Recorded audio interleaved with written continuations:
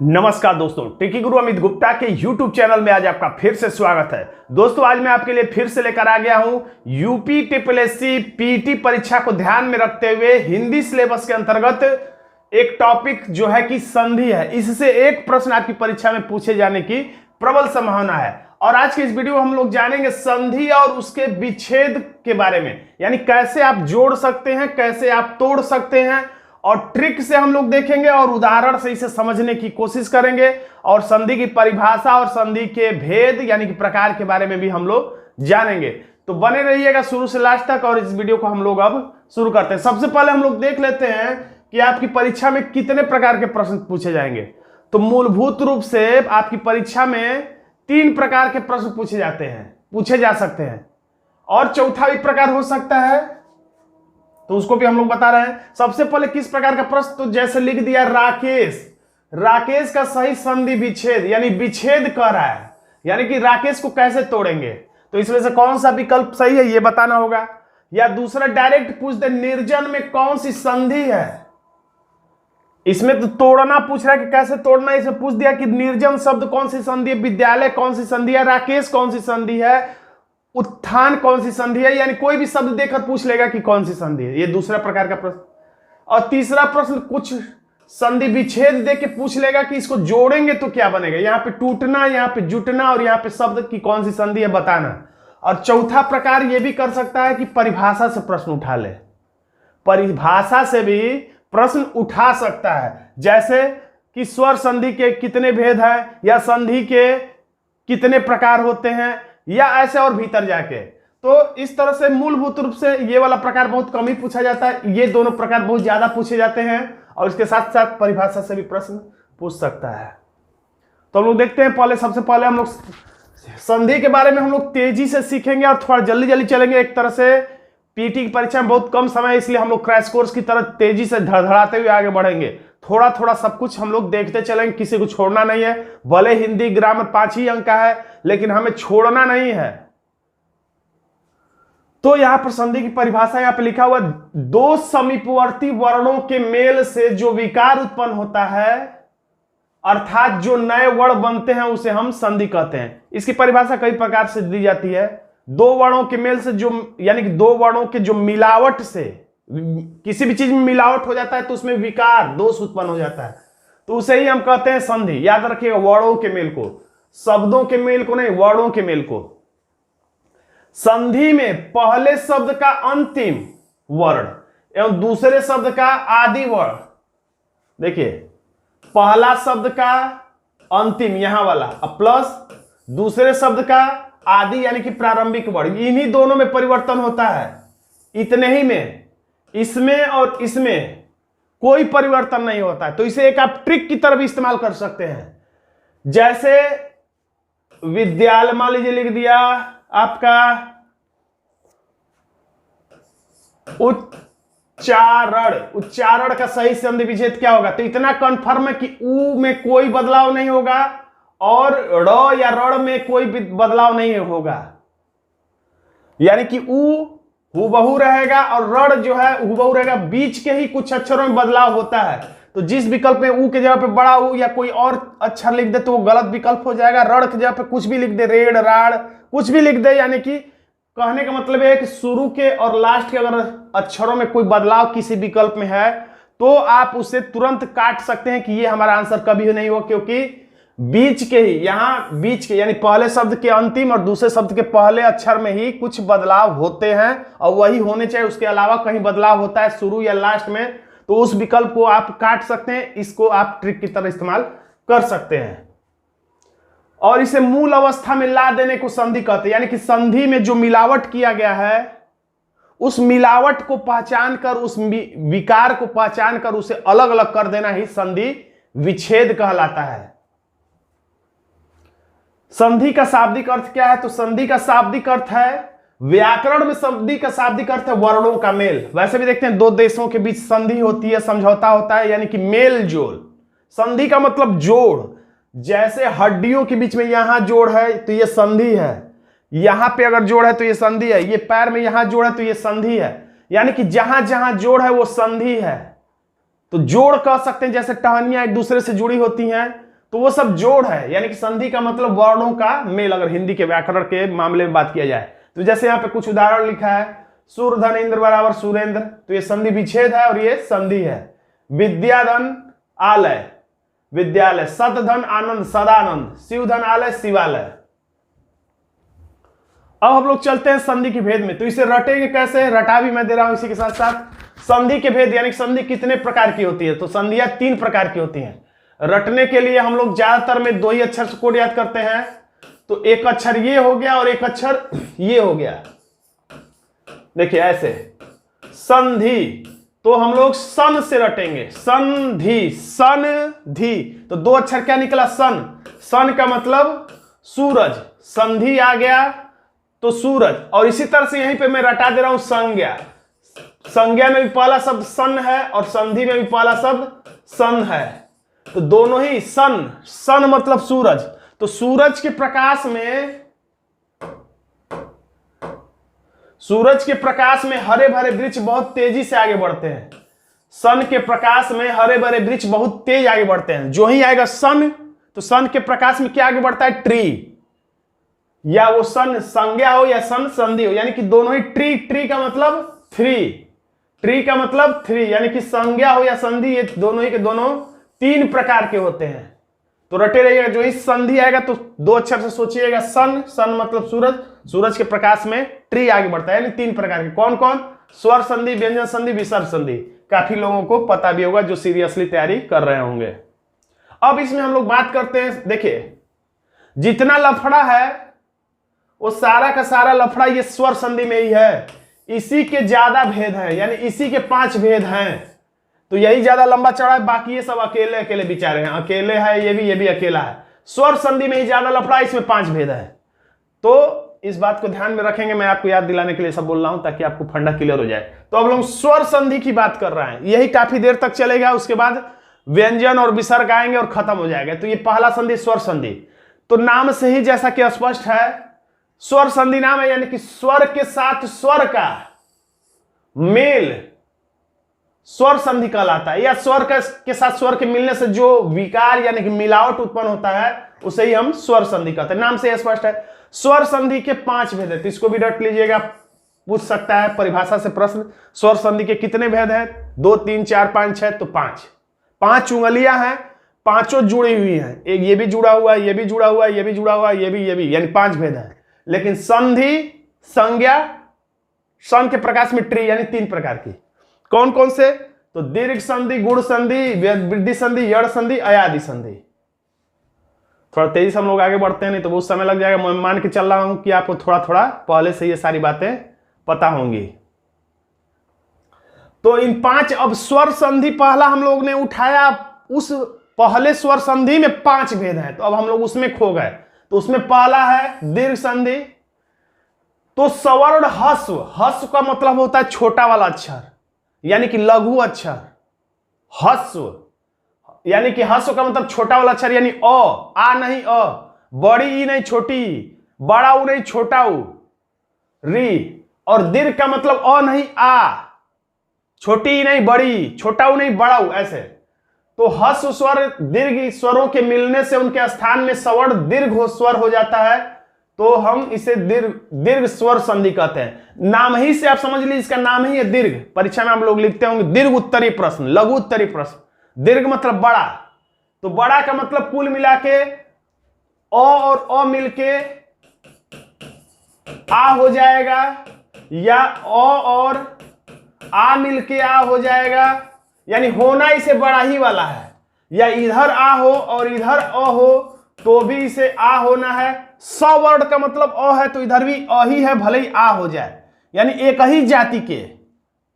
अब इधर भी आ और इधर भी आ हो सकता है, तो वो होना इसे बड़ा ही है, क्योंकि इसका नाम है दीर्घ स्वर संधि।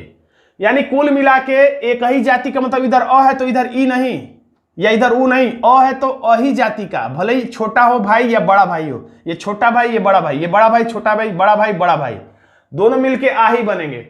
इसी तरह से छोटी ई और प्लस छोटी ई बराबर बड़ी ई होगा, क्योंकि इसका नाम ही है दीर्घ स्वर संधि।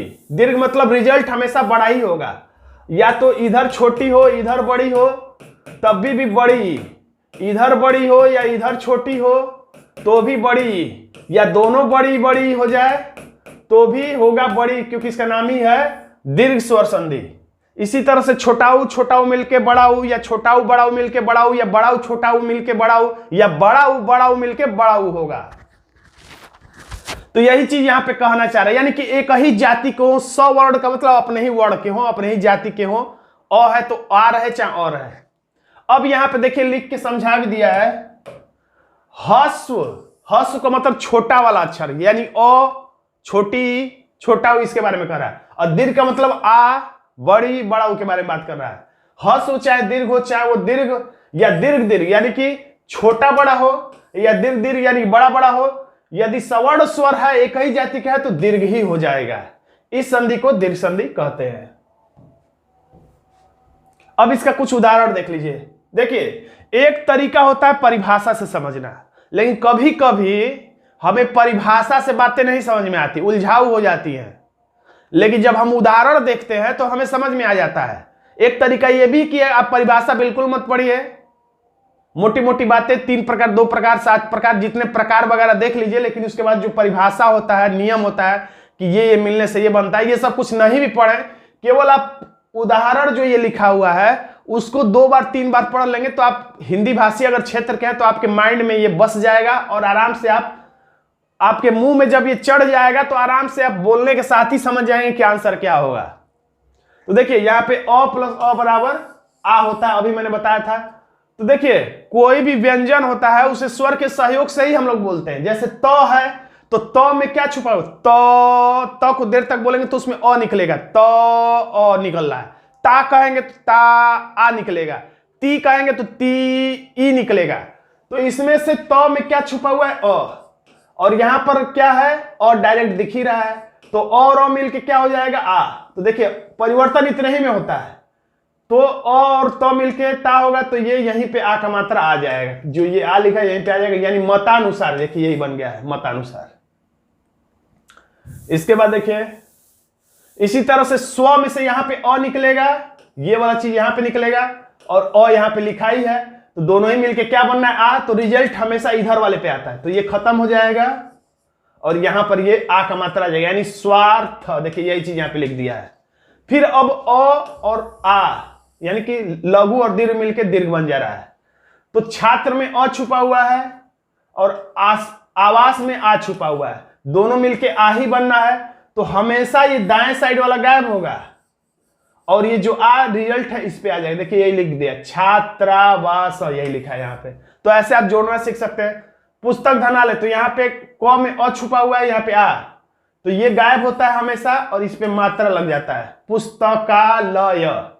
देखिए ध्यान दीजिएगा, इधर में शुरू के अक्षरों में और लास्ट के अक्षरों में कोई परिवर्तन नहीं हो रहा है। तो जैसे अगर विकल्प में आपको दे दे कि पुस्तकालय का संधि विच्छेद क्या होगा, तो इतना याद रखिएगा, पुस्त और लय, इसमें कोई परिवर्तन अगर जिस विकल्प में होगा उसे टिक मार्क, जैसे लाय लिख दे, ली लिख दे, तो ये कभी सही नहीं होगा। पुस्तक को बड़ा उ कर दे, पी कर दे, पुस्ता कर दे, तो समझिए गलत हो जाएगा। यानी कि शुरू और लास्ट वाले अक्षर में अगर परिवर्तन करता है जिस विकल्प में, उसे आप काट दीजिए, ये एक ट्रिक की तरह काम करेगा।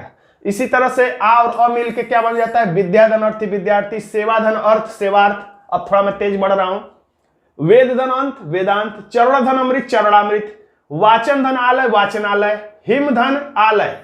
देखिए इसमें से अ निकला, इसमें से आ निकला, हिमालय। परीक्षा धन अर्थी परीक्षार्थी, कृपा धन अर्थ, इसमें से आ निकला, इसमें से अ निकला, तो क्या बनना है, कृपार्थ, और बना है, यानी कि कृपार्थ। ऐसे ही आप किताब से भी रीडिंग लगा लीजिए। अगर आपको समझ में नहीं आया तो 1 बार 2 बार 3 बार रीडिंग लगा लेंगे तो अपने आप ही आंसर आपके मुंह से निकलेगा प्रश्न सुनते के साथ ही। आ और आ मिलके क्या बनना है, तो आ ही बनना, क्योंकि नाम ही इसका दीर्घ स्वर संधि। बड़ा ही वाला रिजल्ट यहाँ पे हमेशा बड़ा ही वाला रहेगा, आ रहेगा, चाहे बड़ी ही रहेगा, चाहे बड़ा उ रहेगा। यहां पर भी प्रतीक्षा में आ छुपा हुआ है, यहां भी आ छुपा हुआ है, दोनों मिलके क्या बनना है, आ, लेकिन इधर वाला गायब हो जाता है और ये तो आ का मात्रा पहले से ही है तो कोई दिक्कत नहीं, प्रतीक्षा लय, यही बन गया यहाँ पे। इसी तरह से विद्याधन आनंद विद्यानंद। अब देखिए छोटी छोटी मिलके बड़ी, क्योंकि नाम ही है इसका दीर्घ संधि, तो बड़ा तो होना ही है और यही इसकी पहचान है। इस वीडियो को लास्ट तक देखिएगा, जो यहाँ पर लिखा हुआ है स्वर, व्यंजन और विसर्ग संधि और उसके पांचों भेद। इन सभी को लास्ट जब ये वीडियो समाप्त होगा तो इन सब का एक एक लाइन में यहां पर मैं थोड़ा थोड़ा बस ट्रिक लिखा दूंगा और इतने ही से आपका पूरा काम चल जाएगा। इतने छोटे छोटे ट्रिक के माध्यम से ही आराम से आप दीर्घ, गुण, वृद्धि, यड़ और आयादी संधि को पहचान लेंगे, यहां तक कि व्यंजन और विसर्ग संधि को भी पहचान पाएंगे। इसी तरह से हम लोग जल्दी जल्दी देख लेते हैं। देखिए यहां पर मैं थोड़ा सा आपको बताता चलूं, छोटी छोटी मिलके बड़ी, यहां पे कुछ काम की चीजें हैं। आपको ऐसा किसी किताब में या किसी वीडियो में आपको देखने को नहीं मिलेगा जो मैं अब ट्रिक बताने जा रहा हूं। देखिए मुनि धनिंद्र बन गया मुनिंद्र, तो आपको परीक्षा में देगा कि मुनिंद्र का सही संधि विच्छेद क्या है और 4 विकल्प देगा। मेरी बातों को ध्यान से सुनिएगा, परीक्षा में आपसे पूछेगा इसको मुनिंद्र का सही संधि विच्छेद क्या होगा, तो ये तो मान लीजिए विकल्प ए में है, मान लीजिए यही सही है, या विकल्प डी में है यही सही है, लेकिन इसके साथ साथ गलती वाला विकल्प ए बी सी में क्या लिखेगा, तो मुनि के जगह पे बड़ी का मात्रा कर देगा, किसी में गलत हो गया, किसी में बड़ी का मात्रा नहीं छोटी करेगा लेकिन बड़ा ऊ का कर देगा, गलत हो जाएगा, किसी में इंद्र में बड़ी का मात्रा कर देगा, गलत हो जाएगा। तो इसका मतलब हमें क्या सीखना है, तो आप शब्दों को रट लीजिए, वर्तनी को रट लीजिए, वर्तनी शुद्धि या शुद्धि में भी काम करेगा और यहां भी काम करेगा। तो मुनि में छोटी ई का मात्रा होता ही है, ध्यान से समझिए, यहां पर छोटी ई है इसलिए यहां पर छोटी ई नहीं है, यहां पर छोटी ई है यहां इसलिए छोटी ई नहीं है। संधि कोई भी आ जाए, संधि बदलती रहेगी, लेकिन मुनि हमेशा अगर कहीं भी लिखा जाएगा, किसी भी संधि में, किसी भी विच्छेद में, कहीं भी, तो मुनि में छोटी ई का मात्रा होगा, म में छोटा ऊ का मात्रा होगा। ये संधि के हिसाब से, इसके नियम के हिसाब से ये नहीं है, बल्कि हर जगह ऐसे ही लिखा ही जाता है। उसी तरह से इंद्र भी किसी भी संधि में, किसी भी विच्छेद में, किसी समास में, हर जगह इंद्र ऐसे लिखा ही जाता है। इसके चलते ये नहीं लिखा गया है, ऐसे लिखा ही जाता है। इसका मतलब आप रट लीजिए कि मुंह में छोटी का मात्रा, नी में छोटी का मात्रा होता है, इंद्र में ई छोटी ई का मात्रा होता है। इसे जब रट लेंगे तो आपको यह फायदा होगा कि जब आपसे परीक्षा में पूछेगा मुनिंद्र का सही संधि विच्छेद, तो आप जिस विकल्प में म में बड़ा ऊ का मात्रा देगा उसे काट देंगे, नी में बड़ी का मात्रा देगा काट देंगे, इंद्र में बड़ी का मात्रा देगा जिस विकल्प में काट देंगे। और इस तरह से हो सकता है कि 3 विकल्प पड़ जाए और एक आंसर आप इसी ट्रिक से सही लगा ले जाए। अभिधनिष्ठ, अभिष्ट, उसी तरह से छोटी बड़ी मिलके भी बड़ी ई ही बन रहा है, क्योंकि नाम ही है दीर्घ संधि, दीर्घ संधि या दीर्घ स्वर संधि। तो परिधन इच्छा, देखिए परिधन इच्छा अलग रहेगा तो छोटी का मात्रा रहता है, लेकिन जुड़ने पर ज्यादातर में ऐसा होता है कि बड़ी का मात्रा हो जाता है किसी किसी में। अब यहां पे आप रट लीजिए हरि, हरि ऐसे लिखा ही जाता है, इस नियम के चलते छोटी का मात्रा नहीं है। हरि रट लीजिए, हरि में छोटी का मात्रा होता है, रटेंगे तो आपको फायदा मिलेगा जब विकल्प आपके सामने होगा। अब यहां पे ये रटी, ईश हो चाहे ईश्वर हो, इस रटने का तरीका यह है कि ईश हो चाहे ईश्वर हो, ईश्वर हमेशा बड़े होते हैं, हरि छोटे हैं लेकिन ईश्वर बड़े हैं। किसी तरीके से आप रट लीजिए, यानी कि ईश में बड़ी का मात्रा रहेगा लेकिन हरि में छोटी का मात्रा। तो इसको रट लेंगे तो आपको विकल्प से 2-3 विकल्पों को काटने में मदद मिलेगा। उम्मीद करता हूं आप मेरी बातों को समझ रहे होंगे। अगर समझ रहे होंगे तो कमेंट बॉक्स में लिखिएगा कि हाँ हम आपकी बातों को समझ रहे हैं, क्योंकि मुझे लगता है कभी कभी कि आप मेरी बातों को पता नहीं समझ रहे हैं या नहीं समझ रहे हैं, या मैं झूठ मूठ का समझाता जा रहा हूं। श्रद्धा धनालु, श्रद्धालु, रचना धनाकार, रचनाकार, कपिधन इंद्र, देखिए इंद्र में फिर छोटी का मात्रा है, कपिंद्र। अधिकतर में देखेंगे कॉमन सी बात है, हमेशा के लिए नहीं लेकिन कहीं कहीं ज्यादातर जगहों पे देखिए बड़ी का मात्रा है लेकिन जब टूटेगा तो छोटी का मात्रा हो जाता है, ज्यादातर में, हमेशा ऐसा नहीं है लेकिन ज्यादातर ये आपका काम कर जाएगा।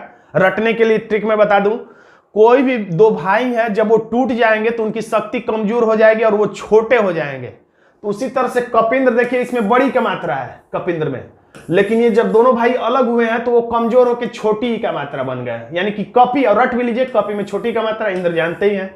इसी तरह से रवि में छोटी का मात्रा, इंद्र में भी छोटी का मात्रा, बाद में रविंद्र।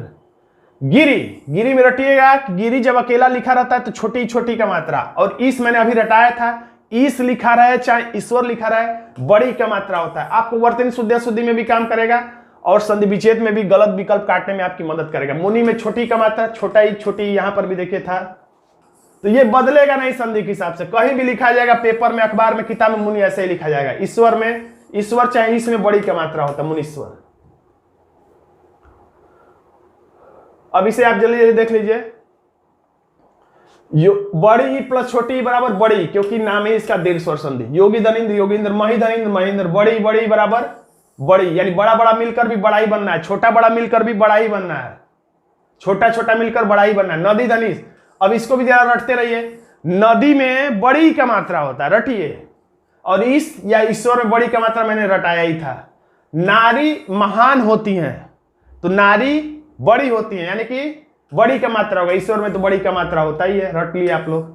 और छोटा ऊ मिलके बड़ा ऊ छोटा ऊ मिलके भी बड़ा ऊ, और बड़ा ऊ मिलकर भी बड़ा ऊ ही होगा, क्योंकि नाम ही है इसका दीर्घ संधि।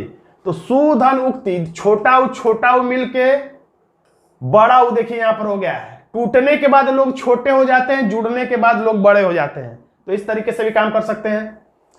और भानु धन उदय, इस ट्रिक के वजह से यहां पे भानु में छोटा ऊ का मात्रा नहीं है और उदय में छोटा ऊ का मात्रा है। कहीं भी लिखा जाएगा, पूरे हिंदी के किताब में कहीं भी भानु लिखा जाएगा तो छोटा ऊ का ही मात्रा रहेगा। जिस विकल्प में बड़ा ऊ का मात्रा कर देगा तो समझ जाएगा वो विकल्प गलत है। जिस विकल्प में उदय को बड़ा ऊ लिख देगा उदय, तो वो समझ जाएगा वो विकल्प गलत है। ऐसे ही आपका दो विकल्प कट जाएगा। लेकिन भानुदय जब लिखा जाएगा तो ये बड़ा ऊ का मात्रा हो जाएगा। देखिए नारी महान है, बड़ी का मात्रा। अब इच्छा रटिए, ईश्वर या ईश बड़ी का मात्रा, लेकिन इच्छाएं छोटी होती है हमारे लिए। हमारे नजर में हमारी इच्छाएं छोटी हैं, यानी इच्छा में छोटी का मात्रा होता है। रटते चलिए, रटना भी आपका बहुत काम करेगा विकल्प गलत काटने में। सचिधन इंद्र, सचिन, इंद्र छोटे होते हैं, रट लीजिए। ईश्वर बड़े, इंद्र छोटे। इंद्र की हरकतें आप लोग देखते ही होंगे धारावाहिक में। तो ईश्वर बड़े हैं लेकिन इंद्र छोटे हैं, यानी इंद्र में छोटी का मात्रा होता है। सती धनीश सतीश, जानकी धनीश जानकीश, गुरु धन उपदेश गुरु उपदेश, लघु धन उत्तर लघु उत्तर।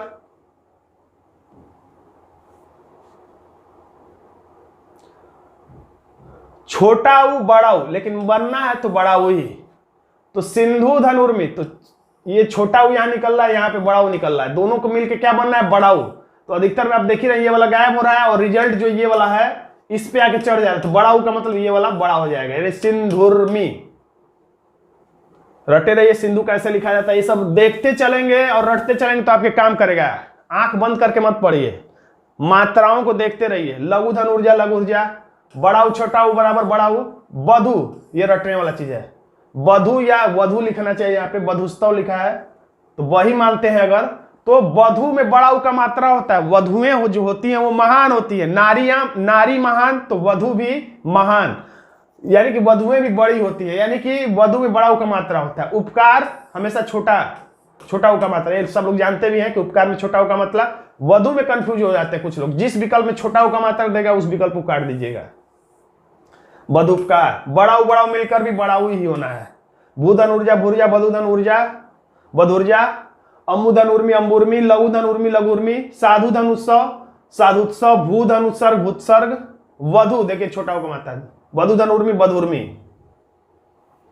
बोलते बोलते मुंह थक जा रहा है। अब पहला था दीर्घ संधि, अब दूसरा है गुण संधि। अभी हम लोग स्वर संधि के ही 5 भेदों में से दूसरे भेद पर हैं, गुण संधि। तो देखिए अगर समझ में आए तो थोड़ा सा देख लीजिए परिभाषा। ओ आ स्वरों का ई और बड़े ई स्वरों से मेल हो जाने पर ए बनता है, यानी कह रहा है कि ए ओ और ई मिलके ए बन जाता है, आ ई मिलके ए बन जाता है। ओ आ स्वरों का ऊ स्वरों से मेल हो जाने पर ओ बन जाता है। इसको बस देखिए ओ, इसको देखिए ए, ओ आ स्वरों को मिलके ये क्या बन जाता है और। बस इतनी सी बात है कि देखिए यहां से ए, यहां से ओ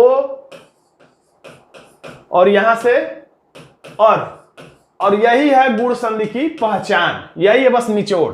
रिजल्ट में हमेशा ए रहेगा, ओ रहेगा, चाहे और रहेगा। तो ए को हम लोग ऐसे भी लिखते हैं, ओ को हम लोग ऐसे भी लिखते हैं, और को हम लोग ऐसे आसमानी रंग लिखते हैं। तो ये याद रखिएगा दोनों में से, यही गुण संधि की पहचान है। लास्ट में मैं बताऊंगा अभी। इसका उदाहरण देख लीजिए। अ प्लस ई बराबर ए। अगर आप लोग झटके से अ ई को सिकोड़ के बोलेंगे तो अपने आप ए का उच्चारण निकलेगा। आई सुनो, ऐ सुनो, ऐ सुनो। हैदराबाद में बोलते हैं ऐ सुनो, ऐ ऐ, ऐ मतलब ऐ, ए, ऐ सुनो, ए सुनो। तो नर धन इंद्र, ये डायरेक्ट पूछता है कि नरेंद्र कौन सी संधि है, तो आपको बताना पड़ेगा कि कौन सी संधि है सारी संधियों में से। तो ये कौन सी संधि है, तो गुण संधि है। नर धन इंद्र नरेंद्र, तो अ और बड़ी ई रहेगा तो क्या बनेगा, तभी भी ए ही बनेगा। दिन धनिष दिनेश, देखिए इस यहां भी बड़ी का मात्रा है, संधि बदल रहा है लेकिन मात्राएं नहीं बदलेंगी। आ और ई मिलके ए बनेगा रमा धन इंद्र रमेंद्र, आ ई मिलके यही बनेगा रमा धनिष रमेश। उसी तरह से यहां पे भारत धनिंदु भारतेंदु, देखिए कैसे बन रहा है, एक सीख लीजिए इसमें। देखिए आ है, यहां से क्या निकला अ, और यहां से क्या निकला ई छोटी, अब बन गया है क्या ए का मात्रा। ऐसे कहिए या ऐसे कहिए, चाहे ऐसे कहिए।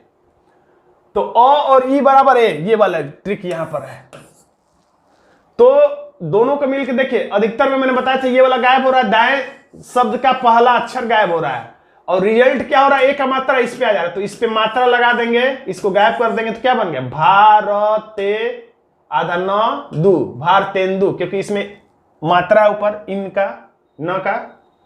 यहां पे राजा धनिंद्र राजेंद्र, इसी तरह से यहां भी कह सकते हैं हम लोग। आ और ई वाला है, आ और ई वाला यहां पे राजा में यहां पर आ और यहां पे इन, ये बिंदु है, तो ये वाला गायब होगा ये वाला, और रिजल्ट का मतलब ए आएगा किस पे, तो आ का मात्रा है तो अब ए का मात्रा इसे बनाना है, तो ये गायब हो जाएगा और ये राजे आधन द्र राजेंद्र बन जाएगा। उमा धनिष उमेश, आ और उ मिलके ओ बनेगा, सिकोड़ के बोलेंगे भी आउ, आउ, आउ का मतलब ओ। लोक धन उक्ति लोकुक्ति, देखिए इस पे भी सीख लीजिए कैसे जुड़ रहा है। यहां से निकला आ लिखा है, लेकिन यहां पे ये सही नहीं दिया है, आ नहीं रहना चाहिए और रहना चाहिए। अगर आ है तो लोका धनुक्ति लोकोक्ति होना चाहिए। अब यहां पे अ प्लस उ बराबर ओ, तो नव व में से अ निकला, अब ये बड़ा उ है और रिजल्ट क्या बनेगा ओ। तो आप देख ही रहे ये वाला गायब हो जा रहा है, दाएं वाले शब्द का पहला अक्षर गायब हो रहा है और रिजल्ट ओ जो है इस पे चढ़ेगा। तो व को ओ में बदलना है, तो वो नवो ढा, यही देखिए बन गया अपने आप। आ प्लस उ बराबर ओ, देखिए इसमें कैसे बन रहा है, यहां से आ निकला, यहां से उ निकला, और बनना रिजल्ट क्या है, तो ये बनना है, तो ये वाला गायब हो रहा है, और जो रिजल्ट है बाएं के पहले दूसरे वाले शब्द पे यानी अंतिम शब्द पे जुड़ रहा है, तो ओ बनना है। तो महा को हा को ओ बनाना है, तो इस पे एक मात्रा लगा दीजिए, महो पकार, तो यहां पे ये गलत लिखा है, यहां पे महो पकार मिसप्रिंट है, महो पकार हो जाएगा। आ प्लस उ बराबर ओ, तो महाधनुर्जा तो महोर्जा।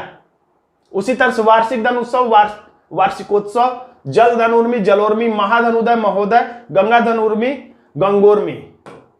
थोड़ा बताऊंगा, सब बताने लगूंगा तो बहुत ज्यादा लंबा वीडियो चला जाएगा, वैसे भी लंबा वीडियो जा रहा है ये।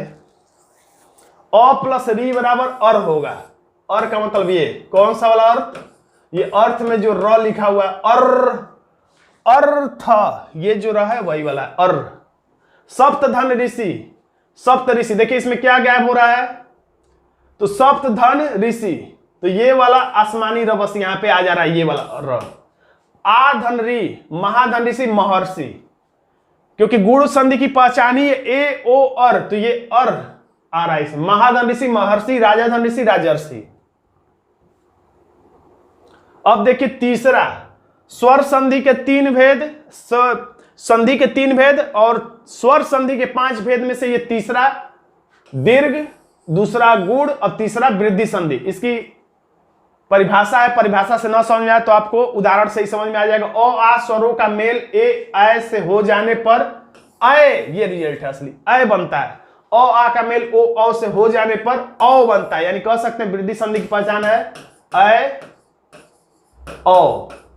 आगे चल के मैं शब्द को पहचानना भी बताऊंगा कि कैसे हम लोग पहचानेंगे कि विद्यालय कौन सी संधि है, इत्यादि कौन सी संधि है, या उच्चारण कौन सी संधि है, इसको कैसे पकड़ा जाए, बहुत ही आसान ट्रिकी तरीका है। अ ए बराबर अय, पिछले वाले गुण संधि में केवल ये मात्रा नहीं रहता था, केवल ए था, इसमें अब मात्रा बढ़ गया है। अ ए प्लस बराबर ए, एक धन एक बराबर, देखिए क्या होना है, अ यहां से निकला, ये वाला इसका उदाहरण है, ये यहां से निकला अ और यहां से निकला ए, तो अ ए मिलके क्या बनना है, ए बनना है। तो देखिए ये वाला गायब हो ही रहा है और इस पे रिजल्ट जुड़ा, तो ए चाहे तो ऐसे लिखिए, ए को चाहे तो ऐसे लिखिए, या व्यंजन में लिखना है ए तो आपको दो मात्रा लगाना पड़ता है।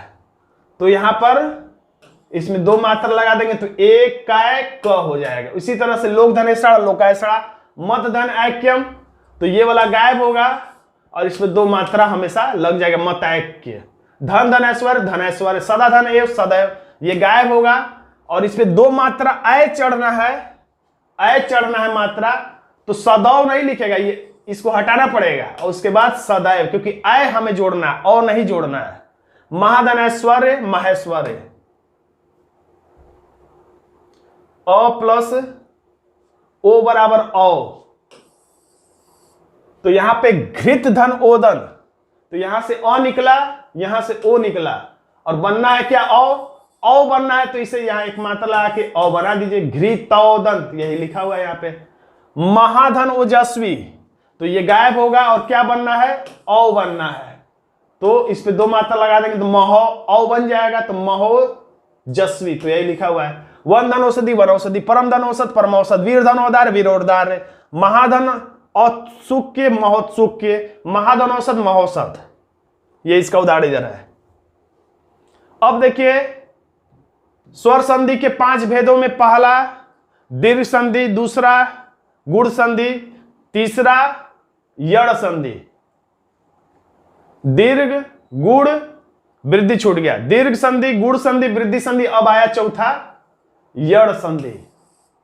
तो ई का मेल किसी भी भिन्न स्वर से हो तो ई का ये मेन बात है, य हो जाता है। उ का मेल किसी भिन्न स्वर से हो तो उ का परिवर्तन हुआ, ये मेन शब्द है। री का मेल किसी भिन्न स्वर से हो तो री का र, यानी कि यड़ संधि की पहचान है य र व, य र व, इसी से याद रखिए यड़ संधि की पहचान है य र व।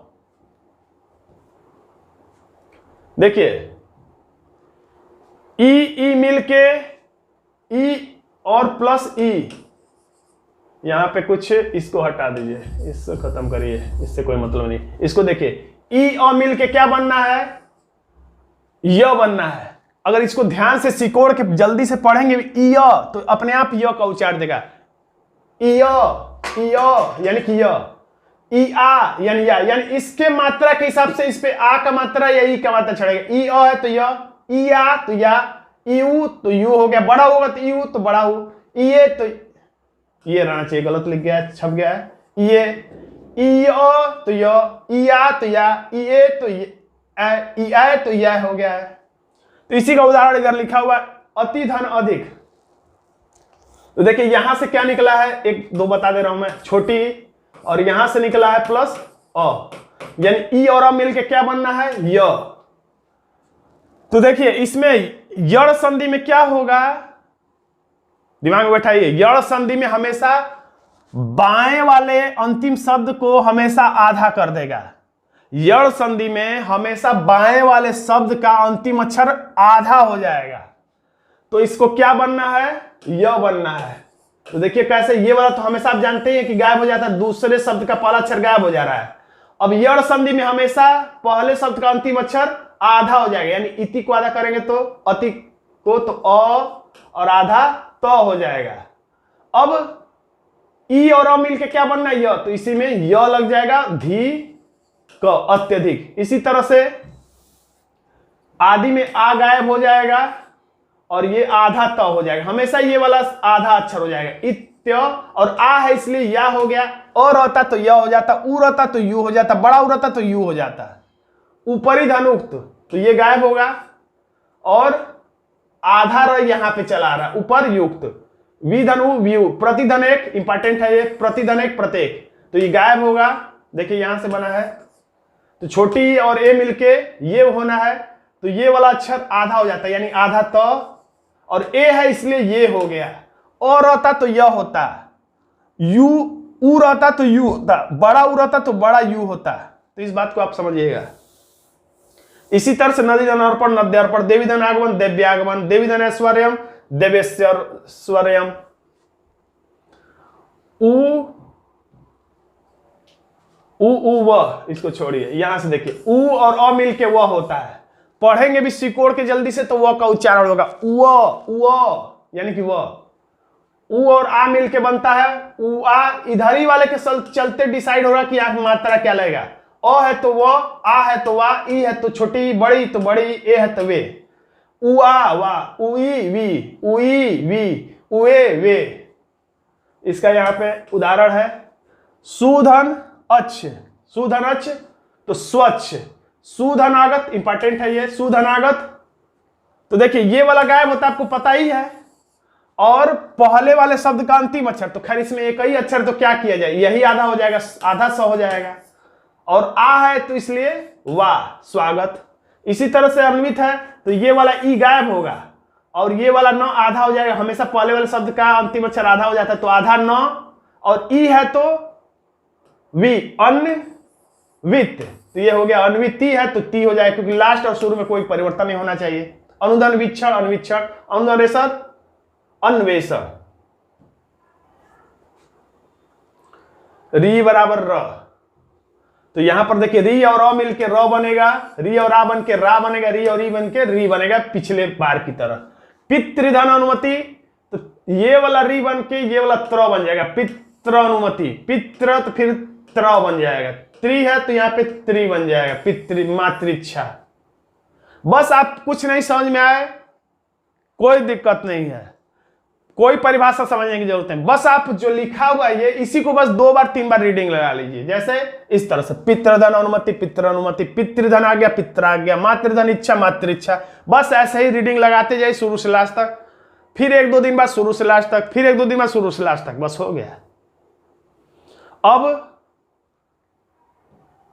5वां संधि, स्वर संधि का अंतिम अयादि संधि, इसका नाम ही अयादि। अय यानी अय अव, ये शब्द आएगा जब ए आय ओ और ओ के बाद कोई स्वर आता है तो ए का अय, ये असली है, आय का आय, ओ का अव और आव हो जाता है, यानी अय अव आव ये सब हो जाता है। उदाहरण यहां पर दिया है। अब देखिए अयादि संधि में उदाहरण बहुत कम ही है, 10, 15, 20। तो जबकि 20 के लिए एक एक नियम कानून है, तो नियम कानून पढ़ने से बढ़िया है कि 10-20 ठो है वो जो अयादि संधि के उदाहरण, उसे ही 2-3 बार पढ़ लीजिए, बस आपका काम हो जाएगा। उसे रट लीजिए, पढ़ने का मतलब रट लीजिए। जैसे ये सब रट नहीं पाएंगे आप, ये सब रटना दिक्कत है, आप इसे ही बस रट लीजिए इसे, क्योंकि पूछ सकता है नयन का संधि विच्छेद क्या होगा, तो ये आपको रटना पड़ेगा कि ने धन अन होगा, विकल्प में देगा नो धन अन, न धन अयन, नी धन अयन, तो आपको कंफ्यूजन हो जाएगा। इसको खास तौर से अयादि संधि का ट्रिक मैं यही आपसे बता रहा हूं कि उदाहरण बहुत कम ही है, 10 या 20 से ज्यादा नहीं आपको रटना पड़ेगा। बस आप 20 जो शब्द है उसका संधि विच्छेद आप रट लीजिए। इधर वाला तो पता ही रहता है, ये दोनों इसका टूटना रट लीजिए, विच्छेद रट लीजिए। जैसे नायक नय धनक, पवन का पोधनन, पावक का पौधनन, ऐसे ही 10 और आप रट लीजिए, आपका काम हो जाएगा। अब देखते हैं, अब देखिए अब तक स्वर संधि के 5 संधि 3 प्रकार के, अब तक स्वर संधि के 5 भेद चल रहे थे, प्रकार चल रहे थे। अब हम लोग दूसरी संधि पर आए हैं, व्यंजन संधि। स्वर संधि, व्यंजन संधि और विसर्ग संधि, 3 ही प्रकार की संधियां हैं। तो देखिए नाम ही से पता चल रहा है व्यंजन संधि यानी कि स्वर और व्यंजन, या व्यंजन और स्वर, या व्यंजन और व्यंजन के मिलन से जो परिवर्तन होता है, यानी जो मिलावट होता है, जो विकार होता है, उसे ही हम व्यंजन संधि कहते हैं। देखिए स्वर और व्यंजन, या व्यंजन और स्वर, या व्यंजन व्यंजन। कैसे? ई और स, क और ई, त म। तो अभिधन छेद अभिछेद, वाग्धनिस वागीस, हत धनमय, गलत लिखा है यहां पे, मिसप्रिंट है, त होगा, तत् धनमय तन्मय। अब हम लोग चलते हैं दिक धन अंबर। दिक धन अंबर, देखिए यहां पे नियम है कुछ,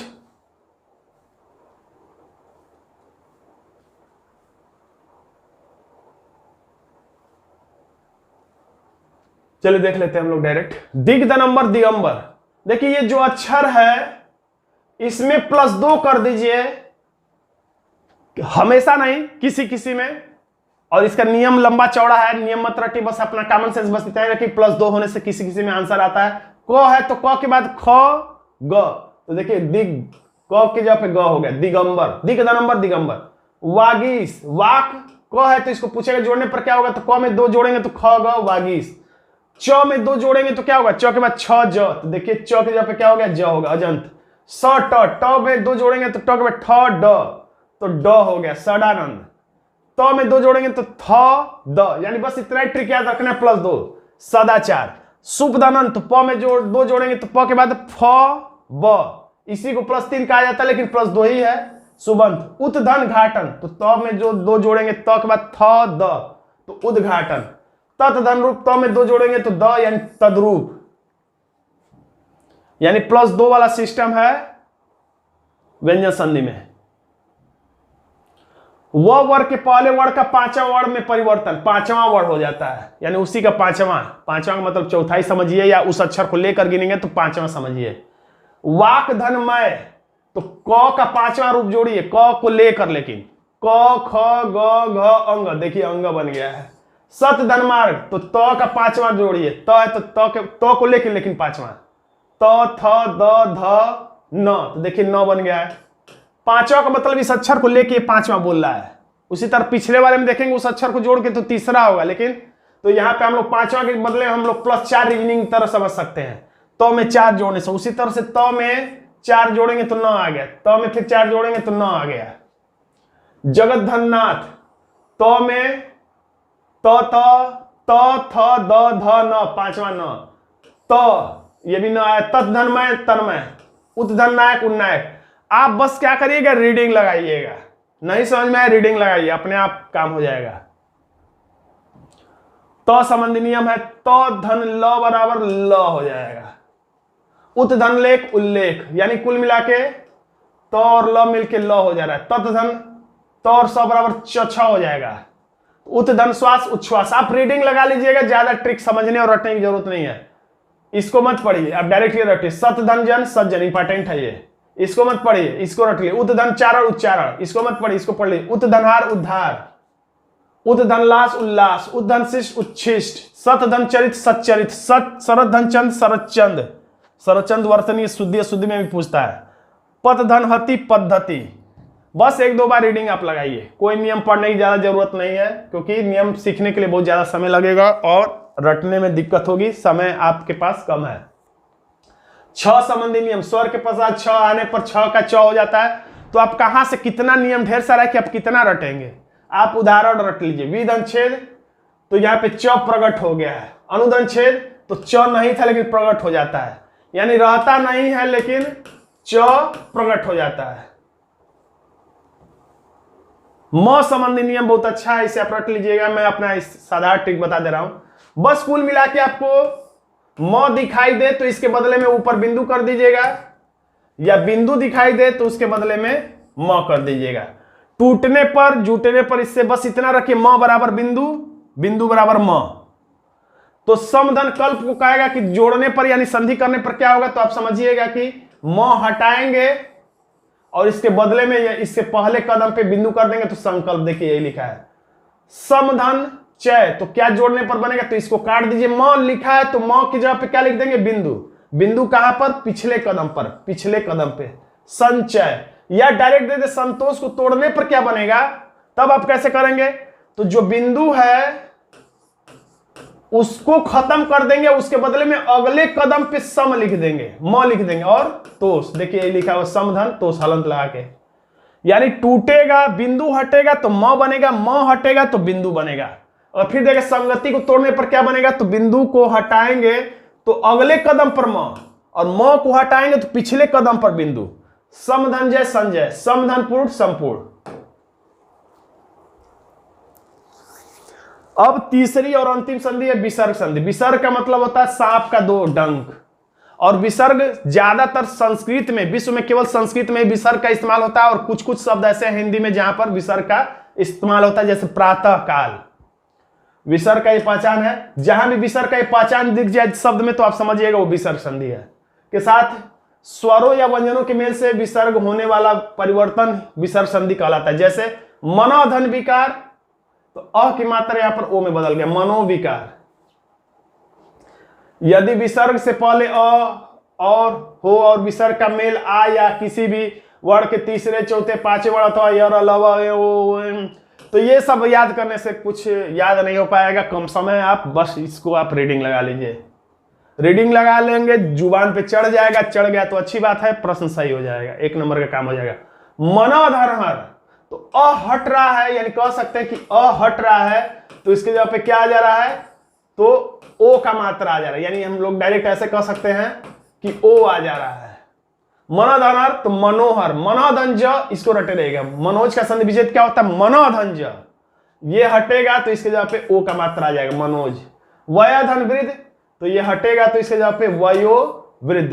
मनोधन रथ, मनोरथ, ये भी याद करिएगा। मनोधन विनोद, मनोविनोद। मनोधन बल, मनोबल। तपोधन गुण, तपोगुण, तपोधन बल, वन तपोवन, पयधन द प्रमोद, तेजधनमय, तेजोमय, मनोधन अनुकूल, मनोकूल, अधोधन गति, अधोगति, इसको भी रटिएगा।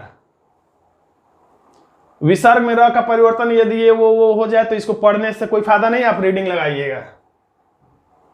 निधन धन, अब देखिए इसमें अ का मात्रा हट के ओ नहीं हो रहा, क्योंकि इसके लिए ढेर सारे नियम कानून है, कब होगा कब नहीं होगा, तो आप बस इसे जुबान पे चढ़ाने की कोशिश करें, 2-3 बार रीडिंग लगा के। निधन धन यहाँ पे ओ नहीं हो रहा है, अब क्या हो जा रहा है, अ की जगह पे अगले कदम पे आसमानी रह।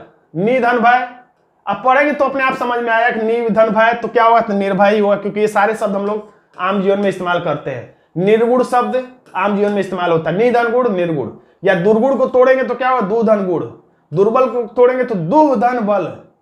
अब आशीर्वाद मोस्ट इंपॉर्टेंट है, और वर्तनी शुद्धि अशुद्धि में भी याद रखिएगा कि आसमानी र जो होता है वा पे होता है, सी पे बहुत लोग लगा देते हैं, जो कि गलत है, ये वाला सही है। आशीष धनवाद, आशीर्वाद, यानी आसमानी र अपने आप आएगा, इसमें नहीं है, टूटने पर गायब हो जाएगा।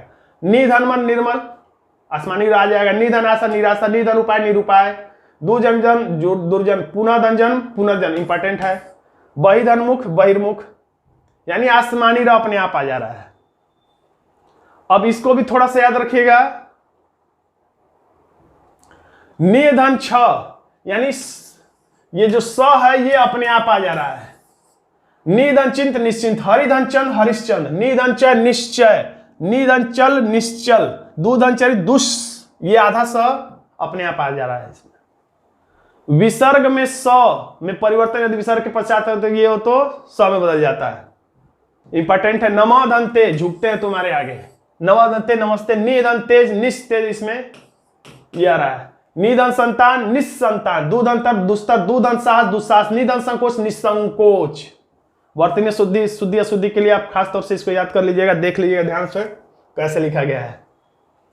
निधन काम, अब इसमें ये वाला आ रहा है, यानी एक बार ये वाला आया, एक बार ये वाला, एक बार ये वाला आया, और एक बार अब ये वाला आ गया। निधन काम, इसमें भी आधा ही है।